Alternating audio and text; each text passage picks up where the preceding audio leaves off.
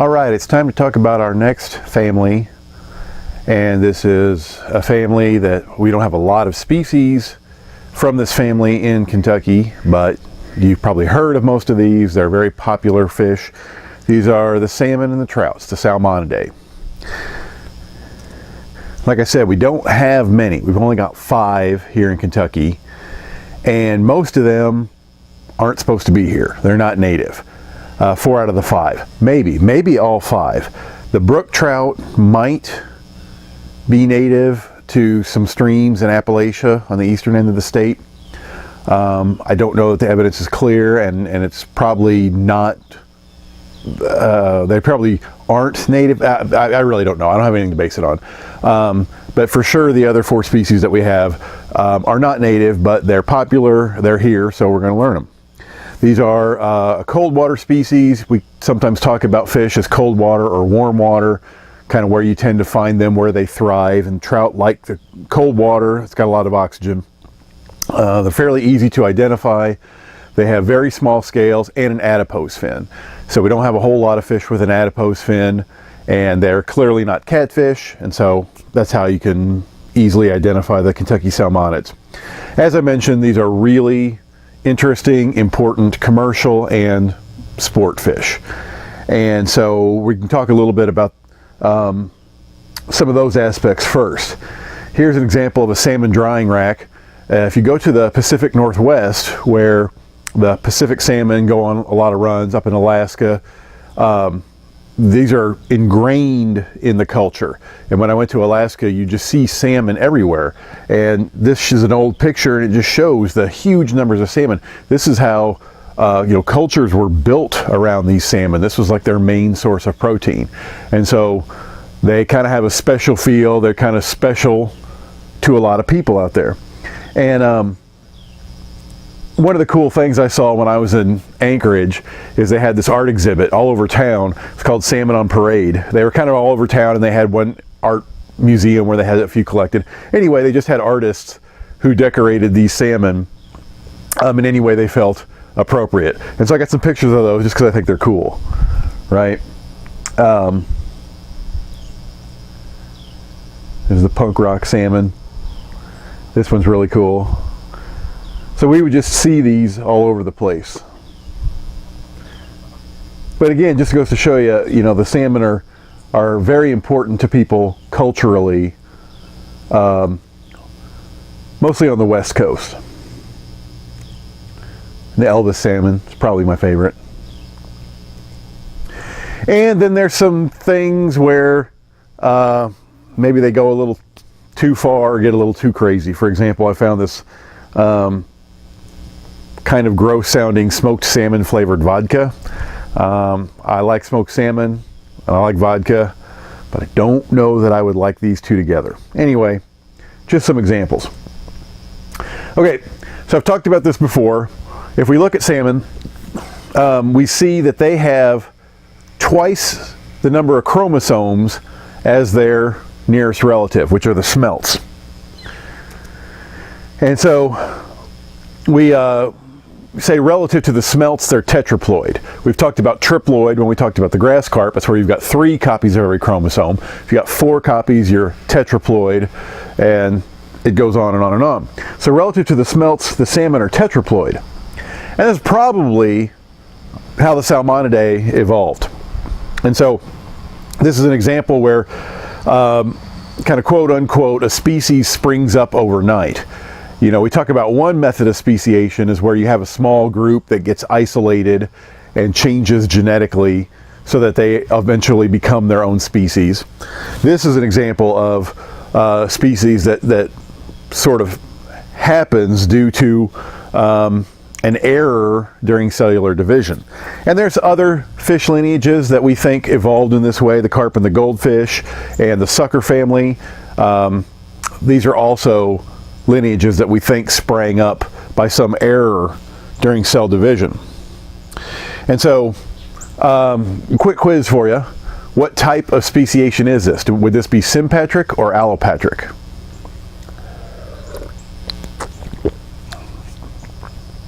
Well, this is one way you can get sympatric speciation. Sim meaning same, where the species arises in the same place as its ancestral species. And so if you have this genetic hiccup, the fish are in the same area and yet they can't interbreed. Allopatric is when you have a group of organisms that are apart from their ancestral population. And so if you look at Salmonidae, they have about 50 pairs of chromosomes. The smelts have about 25 pairs. And so presumably, a long time ago, there was some sort of error during cellular division in some ancestral smelt population. And some reason, you know, the chromosomes didn't get separated during mitosis or maybe meiosis, or maybe they did get separated and the cell didn't divide. But something happened to where the resulting cells had twice as many chromosomes, yet the fish still was able to survive. And so now you've got a bunch of smelts that have twice the number of chromosomes as all the other smelts. Still talking about salmon reproduction. This is just a short little thing. I brought this up before. This is a group that has those unique ovaries, which we call gymnovaries. Excuse me. Most of our fish have an ovary that is continuous with the oviduct. So when the eggs are shed, they just go right down the oviduct and right out the urogenital opening. But with the gymnovary, that's called a cyst ovary. With the gymnovary, the ovary and the oviduct are not continuous. The oviduct is just like a funnel. And so the eggs are just released into the body cavity, and then they have to work their way down that oviduct. And we saw that in some other fish like the bowfin. And so that's just a unique aspect of their reproductive anatomy. And you're probably aware that most salmonids are anadromous, so they go between saltwater and freshwater. Excuse me. Specifically, the adults grow in saltwater, then they ascend streams to spawn, and then the young are born in freshwater and then migrate back down to saltwater.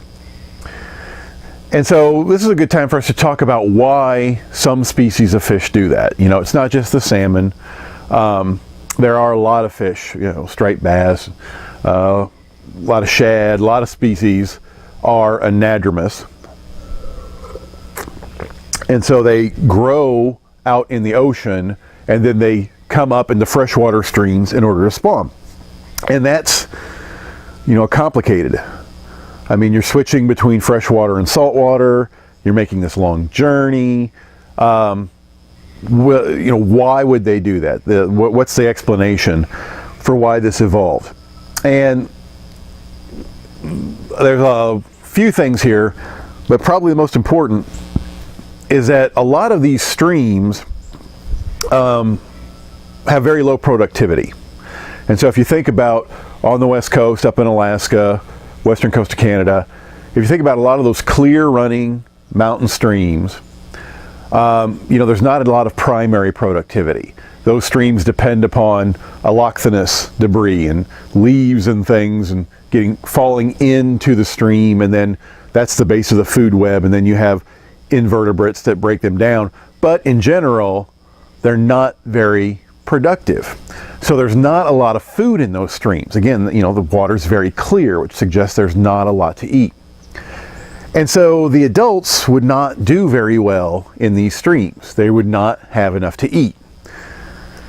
But if you go out to the ocean, there's tons of productivity. There's tons of food. And so the ocean is a good place to grow up as an adult. You got plenty to eat. And so you live there and you grow there until you're ready to spawn. And then another reason that you might, you know, spawn in these streams instead of spawning in the ocean is because they are such low productivity. There aren't a lot of adult fish in these streams, so there aren't a lot of predators. And so instead of spawning in the ocean, you can kind of go up into this protected stream and spawn there, and then your offspring have a better chance of surviving because there's not as many predators, right? And there's better places to hide. You know, in the ocean there's not as much habitat to hide in, whereas you got all the gravel, things like that. So that kind of is a way to sort of get the best of both worlds.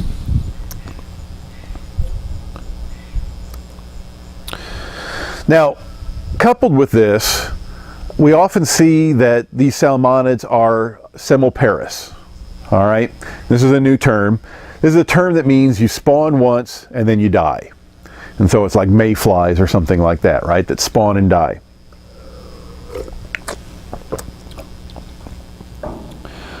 And so why is this very common in the salmonids and very common with many anadromous species? Again, the streams have low productivity.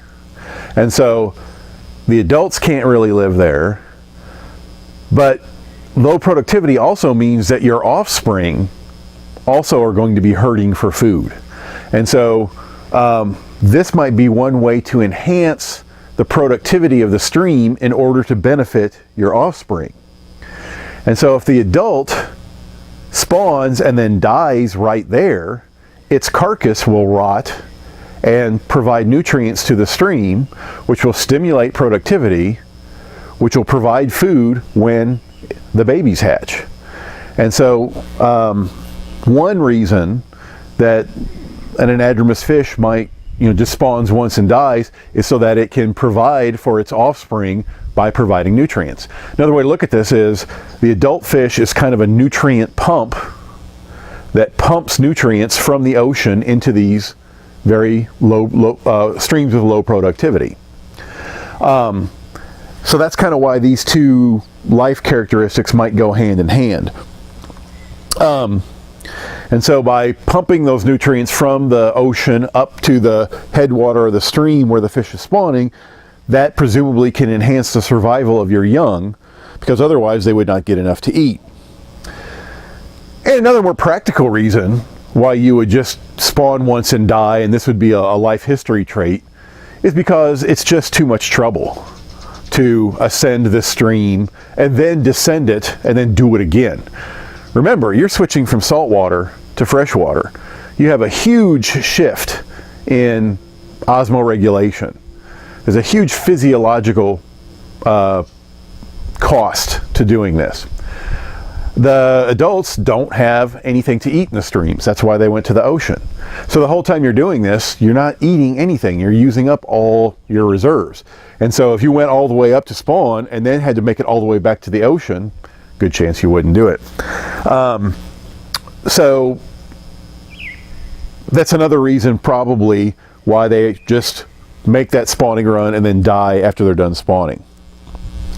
Now the opposite of that is called iteroparous, and that's when you spawn multiple times in your life, in your lifetime. And so most of the fish we have here in Kentucky are going to be iteroparous, right? Like every year they're going to try and find a mate and they're going to try and breed, and they don't die immediately after spawning. So those are two new terms you need to know. And so I got a lot of pictures from this book that I got when I was in Alaska, and here's a picture of a salmon, that has its post-spawn and it's dying, it's rotting and dumping nutrients into the stream. Now here is this picture again. Just picture these kinds of streams, right? Picture these beautiful, clear streams, and you can imagine that they don't have a lot of productivity. And you've got this, protected watershed that's sequestering nutrients, so you don't get a lot of runoff from the watershed like you would around here, where we've got agriculture that's stirring up the ecosystems in the watershed. And also look in the background there. You've got these granite mountains, and they're not shedding nutrients. And so for a lot of reasons, that's why these streams have low productivity. So the salmon have to compensate. And as we said, they go through a lot of physiological and morphological changes when they do their spawning run. Probably to help them transition to freshwater, but also this is when they're spawning, so they're trying to do things to attract mates. And so you see, here's an example, the difference between a sockeye that's out in the sea and one that's spawning. There's a drastic color change. You get this beautiful bright red that they don't have when they're in the ocean. Of course, when they stack up, it's very dramatic. They get this hook or kype. They get this, their gums recede, which makes their teeth don't get bigger. It's just more of their teeth are showing. And they get this big hook, so they get the huge hump on the back. Very pronounced changes, right? Here's a humpback salmon that gets a really big hump. And again, the difference between the sea run and the spawning run fish. And like we said, there are these big physiological changes. You have to reverse osmosis, basically. Let me finish that up. You know, again, when you're in the salt water, the environment is saltier than the fish.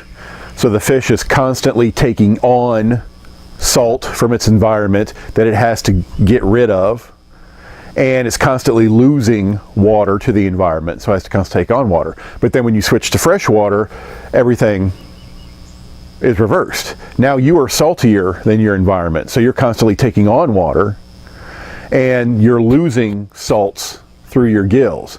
And so the kidneys, the salmon are really good at either retaining water or getting rid of water based upon what they need. And you've got these sodium chloride cells of the gill that use ATP to pump ions, and they can actually reverse. And so when you're in the ocean, you're taking in too much salt, so you're pumping out sodium and chloride. But when you get to the fresh water, now you're losing salt to the water, and so you're pumping it back in, you're grabbing sodium and chloride. So a lot of things like that. It's a huge cost. Okay, so now I'm going to talk a little bit more about the reproduction. I want to bring up another point that we see a lot with, at least I think I see this a lot in fish, and maybe I'm crazy, but when you've got a group that's popular and it's studied a lot, you tend to get specific names that are associated just with that group of fish. And sometimes you think, oh, this is a special name for a special life stage or something. And a lot of times it's not. A lot of times it's just like any industry, you develop your own vocabulary. And so, of course, salmon being so incredibly popular, they kind of have their own vocabulary, but having to do with the different life stages in that, but there's really nothing special about their different life stages. It's the same life stages other fish go through. They just have special names for them, right? And you see this with striped bass, and you see this with other fish that are studied quite a bit, you know, channel catfish and things like that. And so when I show you these names, that's just why they're just kind of unique to salmon, but the life stages aren't really unique. And so the adults, when they want to spawn, they dig a trench, which is called a redd. So here you go, right? Around here we'd call it a nest. We have lots of fish, lots of minnows that will dig a trench in the gravel to spawn, and we call them a nest. For salmon, they call it a redd, but some other species you might call it a redd. I don't know if there's any difference, you know. There are different kinds of nests, but anyway, you get the point. And so here's an example. Again, you can see this cleared off gravel where they've made it. And so these are pretty obvious, and this is how you can look for spawning fish, and you can tell if the fish are getting ready to spawn. So you haven't noticed I'm at home, and one of my chickens sounds like she's laying an egg, and the rooster's getting fired up, but bear with me. Here you see a bunch of salmon that are kind of stacked up in a redd, or staging before they go and get to the redds and spawn. You also notice in this picture off to the side, you've got a dead adult, right? You've got a spawned out adult that's dying right there and releasing its nutrients into the stream. Wow, those chickens are really fired up.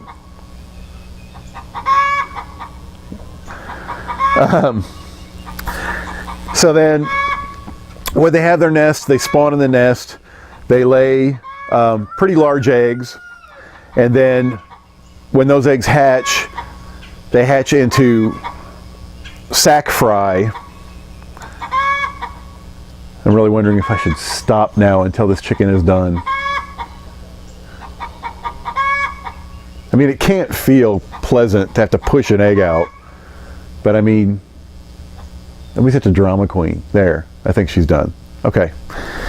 Anyway, so when the egg is hatched, it's a sac fry, which is called an alevin. And if you look at salmon eggs, they make really big eggs. Their eggs are much larger than a lot of other species. They're much more nutritious. A lot of times this might have to do some of those species that spawn in the fall. And so the egg is going to kind of like overwinter and not hatch until the spring, so it needs more nutrition. That might have something to do with it. But if you know anything about salmon eggs, they're big, they're obvious. People use them for bait sometimes because they're that big. You can see the eyeball in the egg here. So you got those big eggs, and they hatch into Alevins, which is just a sac fry, which just means it's still got the yolk sac attached and is feeding off of that. In other fish, we just call them sac fry. And so once that yolk is absorbed, then the fish has to transition to exogenous feeding, which is when it gets a mouth and is actually going out and eating things because it's used up all the energy in the yolk sac. And so that is when it switches from being a sac fry to just a fry. And now in these salmon, as they get bigger, they start to pigment up and they start to get these very distinct vertical bars on the side. And at this stage in the salmon, they're called Parr, and those are called Parr marks. And so that's how you can tell how old the fish is sometimes, of course, if it's small. But if it's got those Parr marks, that's just a juvenile salmon that has recently hatched. And so in other species, we just call these fingerlings. We call the small fish fry, and when they get as big as your finger, we call them fingerlings. In salmon, we call them Parr. But you can see the Parr marks here. Again, Parr marks. And so this is indicative of these young salmon. And then once the Parr get big enough and are strong enough swimmers, they're called smolts. And again, these are just juvenile, not yet sexually mature fish. They're still in their first year, but they're just big enough that they can move back to the sea. And so they're called smolts. And so that's when they head back downstream and go back into the ocean to grow. And it's at this point in time, during their development, when they imprint to their home stream, probably during this whole period here. But while they're still in their home stream, they imprint to it. And so there's, changes in their brain that are caused by the chemicals in that water. And this allows them to find their home stream back. And so when it's time for them to spawn, they will come back to the same stream and pretty much to the same spot where they were spawned at, because it's wired in their brain. And it's, there are a lot of things you can imprint on, and a lot of mammals and birds and other things will imprint, using visual stimulation. But in these fish, it's pretty much chemicals in the water. It's olfaction that they use. And so they're sensing chemicals to find their way back home. And so now those smolts have imprinted. They go out to the ocean. They'll spend several years in the ocean. And then when they're ready to spawn, they will ascend the stream back to the same place where they themselves were spawned. They will spawn, they will die, release their nutrients. Circle of salmon life. One of the classic experiments, Wisby and Hasler, that sort of suggested that it is olfaction that they're using, and they're not like using the Earth's magnetic field, or they're not following the stars. Other organisms will use those sort of visual cues. They went to different tributaries and captured the smolts that were migrating. And, these are the adults that are migrating up to spawn. Marked the fish, took them back down to the mouth of the river, let them go, and they got 90% back in their original place where they were caught from. So they're clearly finding their way back to a specific tributary. And then when they repeated this, but they plugged up the nares, they only got 60% found in the original tributary. So the percentage dropped quite a bit. Now you say 60% is still pretty not bad. Well, how easy is it to plug up the nares, and also how do we know that they don't have other taste buds or smell buds, other places on their body that they can sense these chemicals from. And if you plug up the nares, how do we not know that there aren't some, you know, I don't know if there's sinus cavities, but you don't know that you've actually plugged up all of the sensory receptors.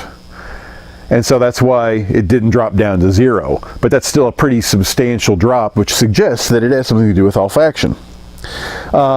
And they also blinded some fish, and those fish found their way back home, which again suggests that they're not navigating celestially, or, well, not, you know, celestially. So that's just an idea that kind of shows how they find their way back home. Now, you can take advantage of this in a hatchery, because salmon are just like a lot of fish groups. We have concern. They're places where their numbers are dwindling due to overharvest and poor habitat and lots of other factors. And so to try to reestablish runs, to try to enhance the population, there's been a lot of work done on how to raise salmon in the hatchery. And they're very successful at it. This is one of those fish that they're very successful at raising and hatching and growing in aquaculture. And then you want to return it back to the wild, but it was raised in a hatchery. And so it hasn't imprinted on a stream. So when that adult wants to go spawn, how's it know where to go? Well, there's an interesting thing that has worked, is that when they're in the hatchery and during this critical phase when they're imprinting on the water, they drip a compound called morpholine into the water. And morpholine sounds a lot like morphine because it is a lot like morphine. It's a very similar shape. And why does morphine have such an effect on us? Because our brains have receptors for it within the brain. And so this morpholine is the same thing. There are receptors for this in the brain, and this can be used to imprint. And so when they're imprinting, they'll imprint on this morpholine. And so then you can take the fish after it's done imprinting, return it to the sea, let it go grow and do its thing. And then in a few years, when those fish are maturing and you think that they're ready to return to spawn, you find a tributary and you drip that same morpholine into the trib, because they've imprinted on that morpholine. Usually it's other chemicals in the water, but this is what they imprinted on in the hatchery. But they'll sense that morpholine at very low densities, and they'll follow it up to where it's being dripped because they think that's where they spawn, and they'll spawn right there. Well, then their offspring will naturally imprint to the spawn. And so this is a way to reestablish runs. So if you have tributaries where the salmon don't run anymore, you could do this and you can actually lead these hatchery raised fish back up there, and then hopefully they will start reproducing again naturally. So I think it's a clever idea. Okay, so I've put a link on the Canvas page to showing you some other interesting aspects of salmon spawning. Of course, if they're going to ascend these streams and there's a dam there, they're going to have a lot of trouble. And so this is where a lot of the fish ladders have been developed, and things that are designed to help fish pass a stream so that they can continue on their spawning migration. And so I found a really cool video that shows this and shows how they do this. And so check out that link when you get a chance. This is the sort of thing that we're also studying here in the Midwest, because we have a lot of dams on the Mississippi River, of course, Kentucky Lake, Barkley Lake. These dams inhibit the movement of native fish, and so are there ways that we can help those fish get around the dams and continue on their upstream migration? Okay, finally, let's start talking about some of these fish.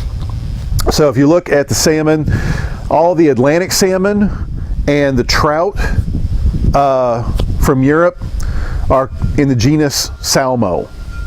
And so you've got the Atlantic salmon, the Atlantic salmon and the brown trout are in the genus Salmo. And so the brown trout is found here in Kentucky. Of course, again, it is not native. It's been stocked here. It's actually native of Europe. It's been stocked all over the United States because it grows very large. It's a very popular sport fish, but they're not native. So those Atlantic and Eastern salmon are in Salmo. The Atlantic salmon, we don't have any around here. We're not going to learn how to identify these, but you can see what those look like. The brown trout, we do have them here. They have spots with halos around them sometimes. That's one way you can identify them. They don't have spots on the tail, so that's one thing that we're going to look at. They have dark spots on a light body. Here's an example of a brown trout from the Cumberland River below Cumberland Dam. This is one of the best trout streams in Kentucky, and these brown trout grow huge, and it's a nice little stream. It's a great place to fish. They're not supposed to be here, but they're here. Again, this is a response to damming up the river. That dam is not supposed to be here. The Cumberland is supposed to be a free-flowing river. Well, it's been dammed, and that changes the characteristics of the river. And so it's a hypolimnetic release. The spillway releases cold water. You now have a cold water stream, and so a lot of the native fish would not survive well in that, so they stock this non-native fish and make the best out of a bad situation. That's a big fish there. Okay, so then we also have Atlantic, excuse me, I'm still talking about Atlantic salmon. One of the deals that's going on today with Atlantic salmon is that they're being pen raised on the West Coast. And so they build these big, giant net pens that have a bottom on them in the ocean, stock Atlantic salmon into these net pens, and then just let them feed and grow and then harvest them.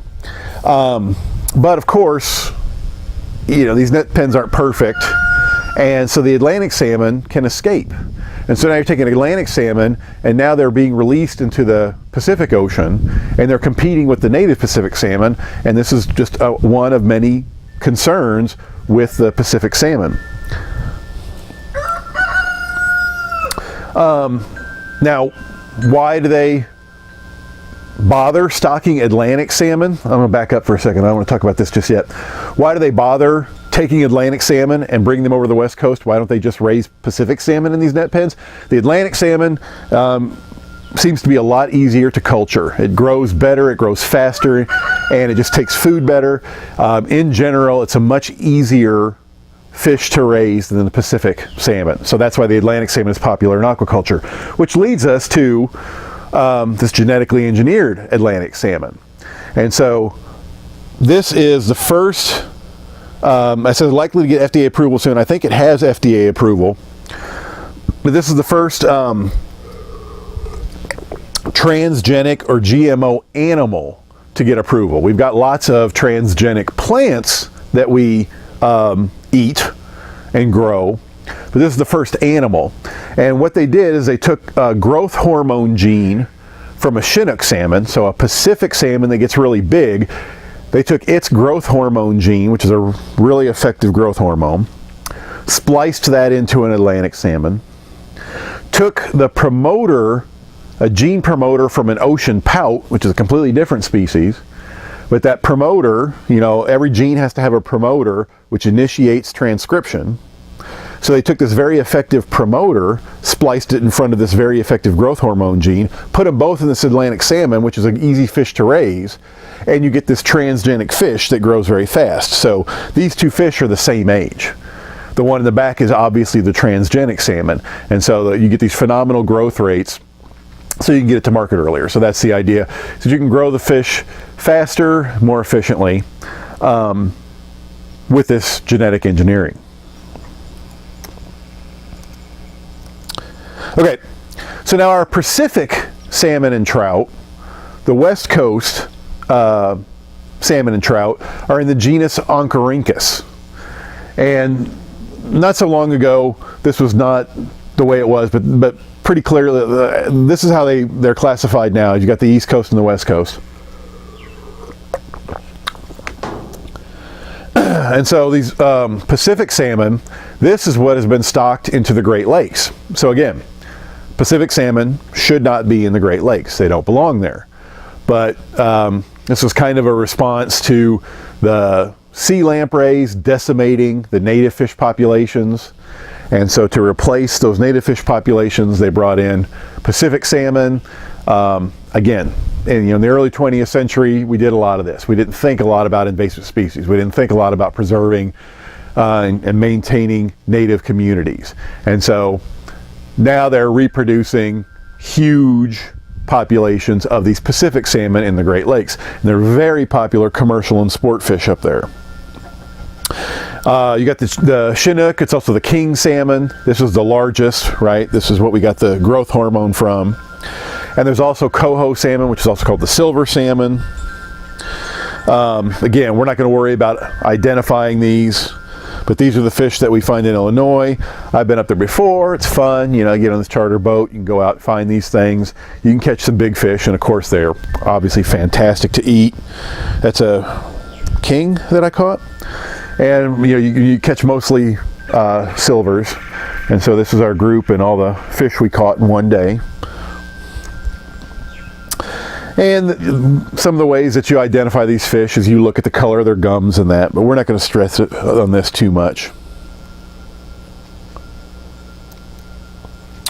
Of course, another Oncorhynchus that is very popular, the rainbow trout. This is probably the most widespread trout, certainly here in Kentucky, and very popular sport fish. And this also has dark spots on a light body, like the brown trout. Excuse me, but the rainbow trout has spots scattered evenly all over its tail fin. And so if you see dark spots on a light body, you look at the tail fin. If it's got spots all over the tail fin, you got a rainbow. Of course, they also have the rainbow. They have the pinkish bar on the sides when they're alive. Makes them pretty easy to identify. Very pretty fish. Also good to eat. Fun to catch. If you ever heard of a steelhead is an anadromous form of a rainbow trout. So of course here in Kentucky and a lot of places the rainbow trout are landlocked, but you do have some that do go out to the ocean and then ascend to spawn. And these are very popular because they get much bigger, right? They go out to the ocean where there's lots of food. They stay a lot out there. They don't have a lot of competition, and so that's why steelhead are popular, because they get very big. Okay, then the other genus we're going to worry about is Salvelinus, and these are the chars. They're often called trout. They got trout in their name. They're technically chars, but they're all still Salmonidae. So this is just a third group, right? So we had, Atlantic salmon and European salmon, and we've got the West Coast salmon and trout. And the Salvelinus are the chars. So like you've got the lake trout. And of course this was a very common, popular fish in the Great Lakes, but this is one of those native species that was decimated once we allowed sea lampreys to get into the Great Lakes. And so they're called lake trout, but it's technically a char. And then I mentioned the brook trout, which might be native to extreme eastern Kentucky, and but this is the native to the East Coast. And so when you look at trout assemblages, the brookie is often the only one that's originally there, that's native.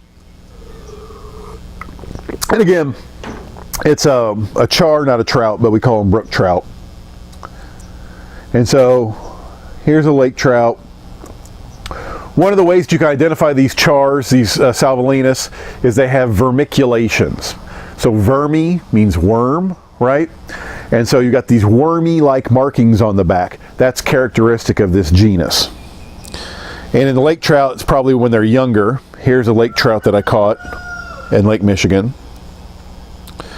And these are now here's the brook trout, and these are going to be the opposite of the other two trout we talked about. These are going to be light spots on a dark body. They also have spots on their tail, but they're kind of restricted to the edges of the tail. They're not spread evenly all over. And if you get them with any kind of color, brookies are gorgeous. They're beautiful fish, especially the males in spawning color. They're very easy to identify. They got these bright reds and oranges, but what really stands out is this very obvious white stripe on the anal and the pelvic fins. That's stands out very much. The pectoral fins a little bit too. And so here you can see the white margin on the edge of the fins that stands out. Again, here's a spawning male. You can see he's got kind of the spawning, the head shape and everything. This is a male brook trout that I caught in Iowa. You can see those beautiful colors. He was in the cooler, he's frozen, that's why he looks so funny. And like the lake trout, they also have vermiculations. And so you'll find these worm-like markings. That's another characteristic that you can look at. And I talked about the spots are not spread evenly. And these are smaller, so they're not a huge fish, but because they're native, they're kind of seen as a, they're very attractive because they're native, hard to fool. And if you're fly fishing, you're fishing with very light tackle anyway, so even the smallest fish is a good fight. Okay, so let's go over how we're going to identify these fish again. The stuff that we're going to find here in Kentucky. First, you look at the spots. Do you have dark spots on a light body? If so, then you've got a rainbow trout or a brown trout. And these are going to be our larger trout.